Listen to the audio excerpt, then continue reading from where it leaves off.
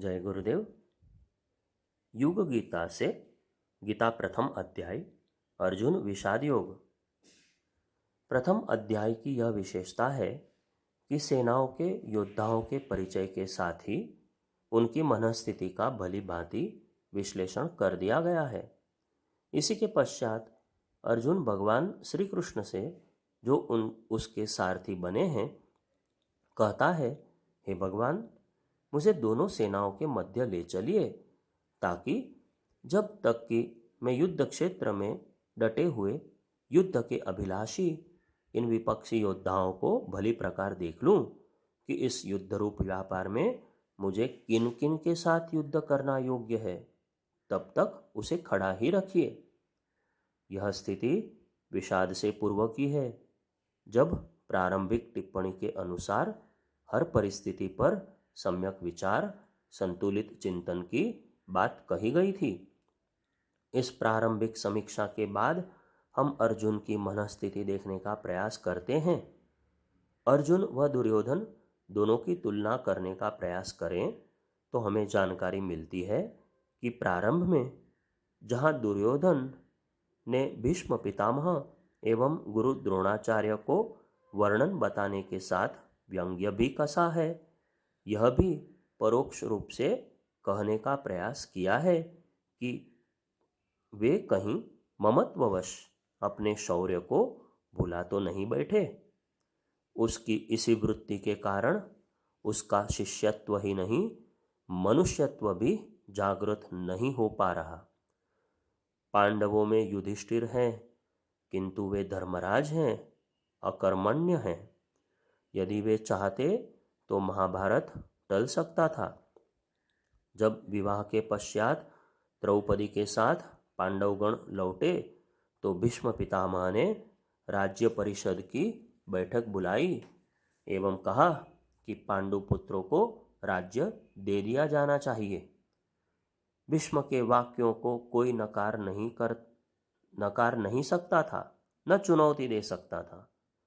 जब किसी भी तरफ से विरोध नहीं आ रहा था, तब युधिष्ठिर बीच में खड़े हो गए और कहने लगे कि आधे राज्य का अधिकार तो धृतराष्ट्र पुत्रों को भी है। बस उसी दिन महाभारत का बीजारोपण हो गया, इतिहास लिख दिया गया। विचार कुशल, व्यवहार कुशल न दुर्योधन है न युधिष्ठिर, मात्र अर्जुन ही ऐसा है जो दोनों सेनाओं के बीच खड़ा हो सम्यक विचार करने के लिए उद्यत हुआ है। देखा जाए तो यह सब भगवान की योजना के अनुसार ही है। उनकी इच्छा के बिना पत्ता भी नहीं हिल सकता। यही कारण है कि उन्होंने अर्जुन को उनके सगे संबंधियों के सामने लाकर खड़ा कर दिया, उन्हीं के समक्ष जिन्हें दुर्योधन अभी कुछ ही क्षणों पूर्व व्यंग्य मिश्रित वाणी में बहुत कुछ सुना चुका है। सारथी योगीराज श्री कृष्ण ने ज्यों ही रथ लाकर खड़ा किया तो सामने थे भीष्म पितामह एवं द्रोणाचार्य। भीष्म को देखते ही अर्जुन को अपना बचपन याद आ गया। वे उनके पितामह थे। कभी वे कह उठते कि पिताजी, तो भीष्म कहते, मैं तेरे पिता का पिता हूँ, तेरा बाबा हूँ। तब अर्जुन उन्हें पितामह बाबा कहने लगे थे।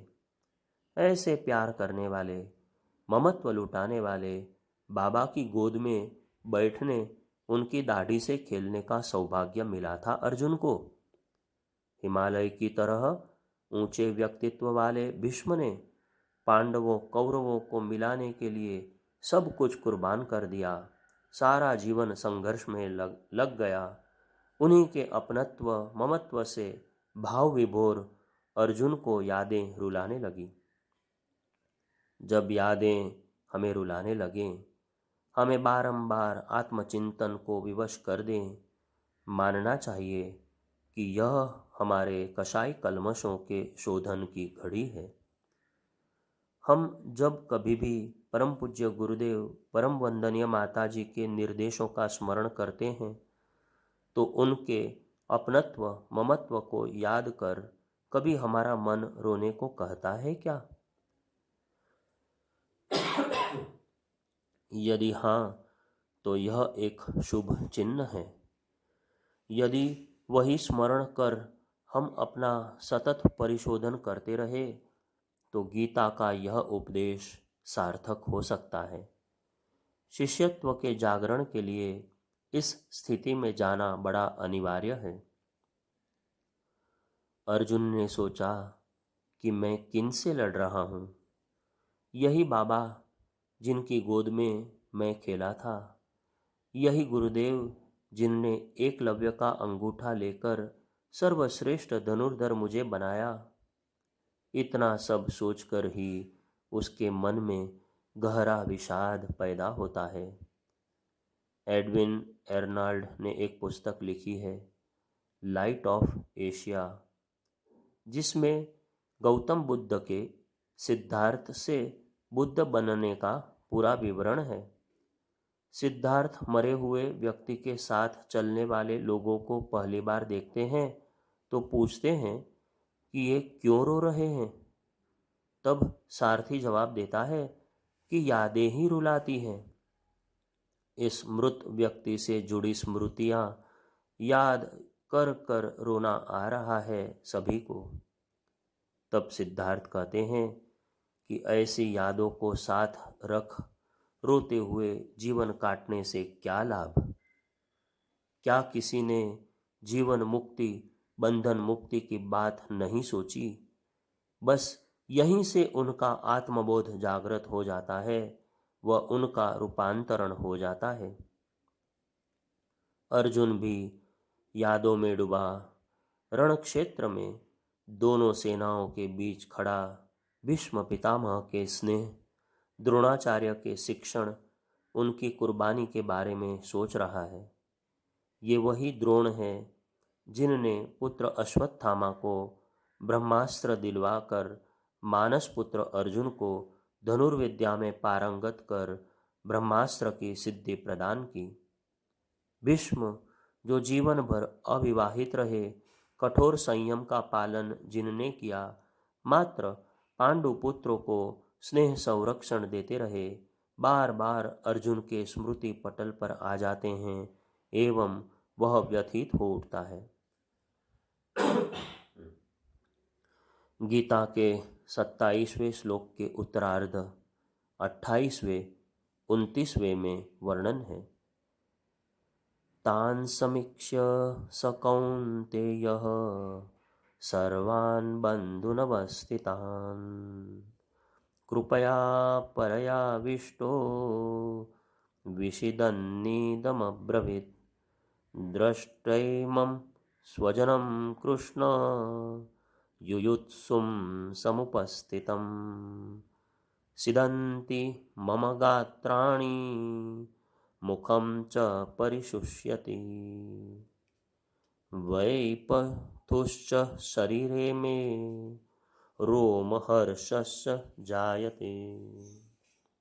अर्थात उन उपस्थित संपूर्ण बंधुओं को देखकर वे कुंती पुत्र अर्जुन अत्यंत करुणा से युक्त होकर शोक करते हुए यह वचन बोले, हे कृष्ण, युद्ध क्षेत्र में डटे हुए युद्ध के अभिलाषी इस स्वजन समुदाय को देखकर मेरे अंग शिथिल हुए जा रहे हैं और मुख सूखा जा रहा है तथा मेरे शरीर में कंप एवं रोमांच हो रहा है।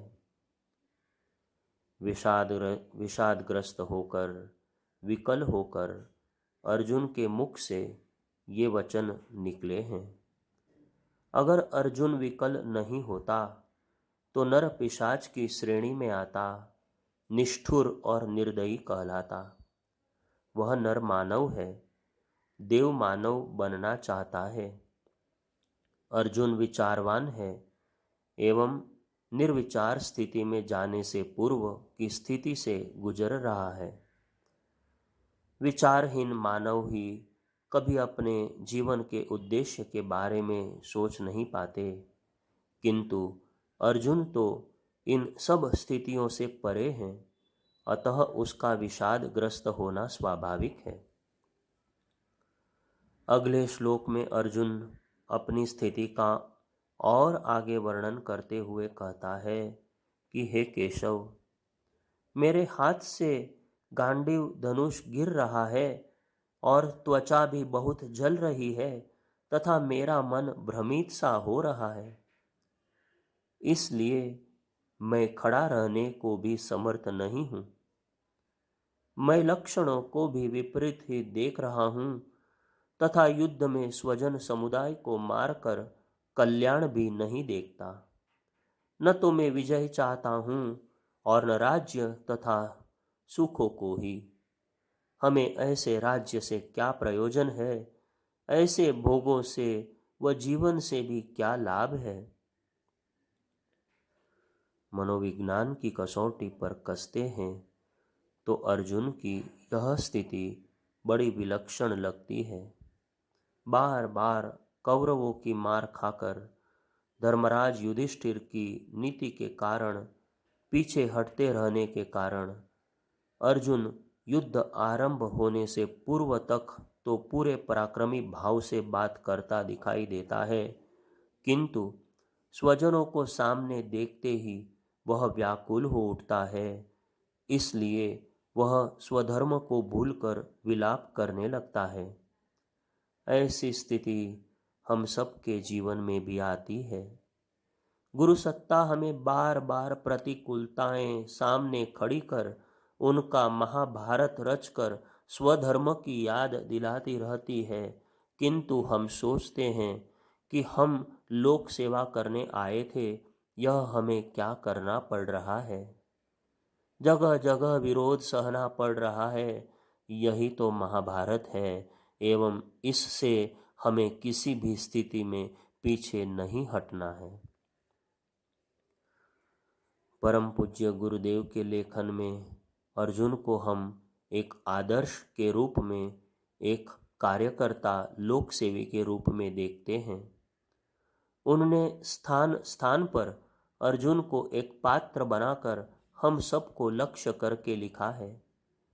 प्रज्ञा अभियान जो आज समाचार पत्र के रूप में निकलता है, मासिक पत्रिका के रूप में 1980-81 में प्रकाशित हुआ करता था, उसका अक्टूबर-नवंबर 1981 एक संयुक्त अंक के रूप में प्रकाशित हुआ है। उसमें गुरुदेव ने लिखा है, गीता का अर्जुन कृष्ण संवाद द्वापर में हुआ था, पर परिस्थितियों को देखते हुए वह आज के लिए भी उतना ही उपयुक्त है जितना उन दिनों कारगर सिद्ध हुआ था। परिस्थितियां आज भी उतनी ही विकट हैं जितनी कि उन दिनों थी। भगवान सामंती अनाचार से अस्त व्यस्त भारतीय समाज को न केवल एक केंद्रीय सत्ता के अंतर्गत लाना चाहते थे, वरन भारत को महाभारत विशाल भारत बनाना चाहते थे। इस प्रयोजन के लिए उन्होंने धर्म क्षेत्र कुरुक्षेत्र में न केवल युद्ध रचाया, वरन विचार विनिमय के द्वारा रचनात्मक निर्णय के लिए एक विशाल महाभारत रूपी राजसूय यज्ञ का प्रबंध भी किया। इस प्रयोजन के लिए भगवान को एक समर्थ सहयोगी की आवश्यकता थी, इसलिए उन्हें एक पात्र उचित दिखा, वह था अर्जुन। अर्जुन न तो परामर्श के साथ समाहित दूरगामी श्रेय सत्परिणाम को समझ पा रहा था और न उसके साथ जुड़ी सघन आत्मीयता जन्य उपलब्धियों की परिकल्पना कर पा रहा था। संकीर्ण सीमा बंधन ही उसके मन मस्तिष्क पर छाए हुए थे, इसीलिए वह निजी एवं तात्कालिक लाभ हानि का लेखा जोखा सामने रखकर उस महान जिम्मेदारी से इनकार कर रहा था, जिसमें तात्कालिक लाभ कम तथा संदिग्ध प्रतीत हो रहा था। जिंदगी के दिन गुजारने के लिए उसे किसी प्रकार पेट भर लेने की बात के अलावा और कुछ दिखाई नहीं पड़ रहा था। भगवान ने अर्जुन के मन की दुर्बलता को समझा और उसके तर्कों को आदर्शवादी प्रतिपादनों के सहारे काटा। अर्जुन की विषादग्रस्त मनस्थिति परिचायक है एक ऐसे व्यक्ति की जिसके अंदर का शिष्यत्व प्रकट नहीं हो पाया, क्योंकि श्री कृष्ण गुरु रूप में उसे कभी नजर नहीं आए। नजदीक होना ही नहीं, गुरु की गुरुता को समझकर अपने अंदर की जड़ता को तोड़ना बड़ा जरूरी है। विषाद मन की जड़ता को तोड़ता है, जन्म जन्मांतरों के कुसंस्कारों को रगड़ कर धोता है। श्री अरविंद ने लिखा भी है कि कभी कभी जीवात्मा स्वयं को जागरण की स्थिति में लाने के लिए विषाद की स्थिति में लाती है। संभव है यही स्थिति अर्जुन के लिए पैदा की गई थी। हम सब के अंदर भी कभी यह स्थिति पैदा हो जाती है कि यह हम सब क्यों करें। क्रांति का कार्य, विचार क्रांति का कार्य करना है तो उसमें हम क्यों सीधे मोर्चे पर लगें। हम यही नहीं समझ पाते कि हम निमित्त मात्र हैं एवं जो भी कार्य होना है उसे करने में हम मात्र युग धर्म ही निभाएंगे। अर्जुन की तरह यदि हमारे अंदर की जड़ता को भी तोड़ा जा सके विषाद के द्वारा, आत्म संताप के द्वारा, तो हमारे अंदर का सच्चा शिष्य उभर कर आगे आ सकता है। मेडिकल साइंस भी यही कहती है कि कभी कभी रो लेना अच्छा है। अपनी आत्महीनता, दीनता पर सोच लेना, कुछ विचार कर लेना ज़्यादा अच्छा है। परंतु यदि यह प्रक्रिया भाव उद्वेग न बने, हमें सुपात्र बनाकर प्रसन्न मनस्थिति में बैठे गुरु से विषादग्रस्त हम शिष्यों को मिला दे तो ही सार्थक है। विषाद की हमारी मनस्थिति में ही प्रसन्न मनस्थिति में बैठा गुरु सुनता है। अर्जुन यहाँ प्रथम अध्याय के 33वें श्लोक से 46वें श्लोक तक एक ही बात कह रहा है। हमें ऐसे राज्य से क्या लेना देना, ऐसे भोगों से हमें क्या मतलब और जीवन जीने से भी क्या लाभ है। खुद ही तर्क दे रहा है अपनी विषादग्रस्त स्थिति का, श्री कृष्ण को कुछ भी बोलने का मौका नहीं दे रहा है। यह भी कहता है कि त्रैलोक्य का सुख भी मिल जाए तो मैं इन्हें मारना नहीं चाहता।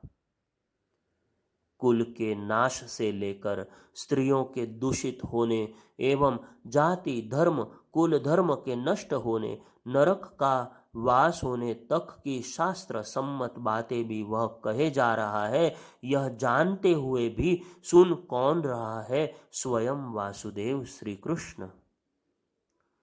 यह भी कहता है कि यदि मुझ शास्त्र रहित को धृतराष्ट्र पुत्र मार भी डाले, मुझ शस्त्र रहित को धृतराष्ट्र पुत्र मार भी डाले तो वह मरना मेरे लिए अधिक कल्याणकारी होगा। भिक्षा मांगकर जीवन निर्वाह करने के लिए तैयार अर्जुन के मन में विषाद की पराकाष्ठा वाला वह वैराग्य आया कहां से? श्री राम कृष्ण परमहंस वैराग्य को 3 प्रकार का बताते थे।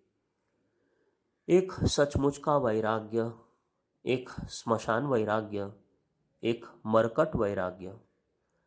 मरकट वैराग्य सामयिक होता है, स्मशान वैराग्य मात्र स्मशान तक सीमित रहता है। चिता जलते ही दुनियादारी की बातें चालू हो जाती हैं। अर्जुन का वैराग्य भी सामयिक है, लड़ाई के स्थान पर खड़ा है एवं सिद्धांतों की बातें कर रहा है। श्री कृष्ण जानते हैं, इसलिए प्रसन्न मन सुन रहे हैं एवं दूसरे अध्याय में उसे लताड़ लगाने के लिए तैयार हैं। अर्जुन की मनस्थिति यदि हम देखें तो इसमें हमें विषाद के मध्य से एक क्रांति पैदा होती दिखाई देती है। इस स्थिति की व्याख्या ज्यापाल सार्त्र ने बड़े अच्छे ढंग से की है। वे अस्तित्ववादी थे। उन्होंने लिखा है, humanity is conducted to be free. मानवता को किसी भी स्थिति में स्वतंत्र होना ही है। अस्तित्ववादियों के पास कृष्ण नहीं थे, इसलिए पश्चिम प्रगति नहीं कर पाया। दर्शन का क्षेत्र उनका अविकसित रहा। इस स्वतंत्रता के लिए किसी श्री कृष्ण की अर्जुन की जरूरत पड़ती है।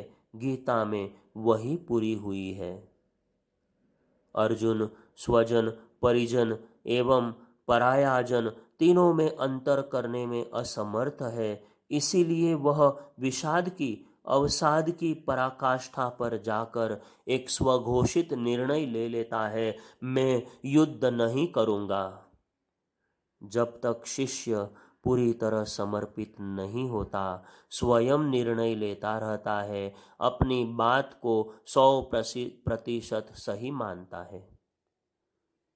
अर्जुन स्वजनों की परिभाषा करते हुए बार बार अपने मोह व अपने तथाकथित शास्त्र ज्ञान को बीच में ला रहा है। जब तक यह मोह ज्ञान गलेगा नहीं, शिष्य पैदा नहीं होगा। अर्जुन का गांडीव त्याग कर रथ के पिछले भाग में बैठ जाना और कुछ नहीं, पलायनवाद है। यह कैसे हुआ कि एक वीर किंतु भावनाशील व्यक्ति मोह संकुल हो गया? विचारहीनता, मोह संकुलता, अकर्मण्यता, ये तीनों शिष्यत्व के मार्ग में बाधाएं हैं। मोह करना ही हो तो श्रेष्ठता से, आदर्शों से होना चाहिए, न कि तथाकथित मरण धर्मा स्वजनों से। नीति और धर्म से मोह करना चाहिए, अनीति और अधर्म से नहीं। गीता के प्रथम अध्याय के इस मर्म को यदि हम समझने का प्रयास करें तो हमें ज्ञात होता है कि सारा तत्व एक ही बात में छिपा है, हम समर्पित कर्मठ ज्ञानी बने। तीनों योग इसमें छिपे हैं।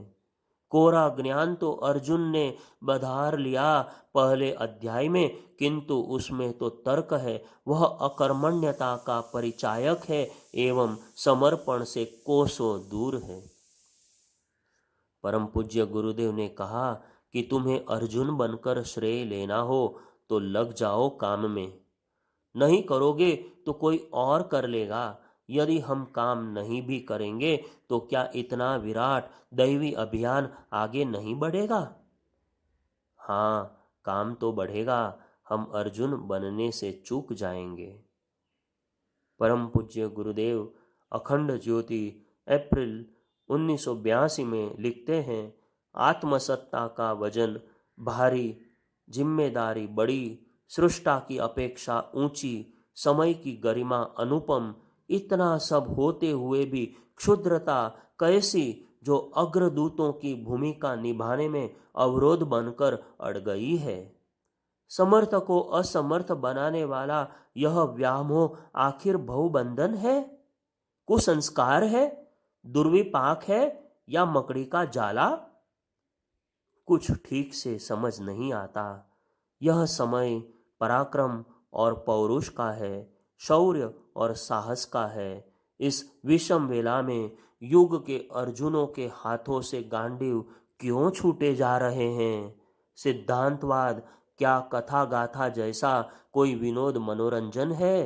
कृष्ण झुंझला पड़े थे। कृष्ण की झुंझलाहट अर्जुन पर निकलने से लेकर उसके शिष्यत्व के जागरण की प्रक्रिया सांख्य योग नामक दूसरे अध्याय में पढ़ने से पूर्व समझ लें कि श्री कृष्ण देख रहे हैं कि अर्जुन के संदेह सच्चे मन से वेदना व व्याकुलता की स्थिति में निकले हैं। आत्मसंताप से ही यह आत्म व्याकुलता पैदा हुई है। यह शिष्यत्व के विकसित होने का, गुरु के पैदा होने का समय है। हम सभी को उस मार्गदर्शन की अपेक्षा है जो कभी उस युग के अर्जुन को उसके भगवान गुरु श्री कृष्ण से मिला था। आज भी हम उसे युग गीता के परिप्रेक्ष्य में पा सकते हैं। जय गुरुदेव।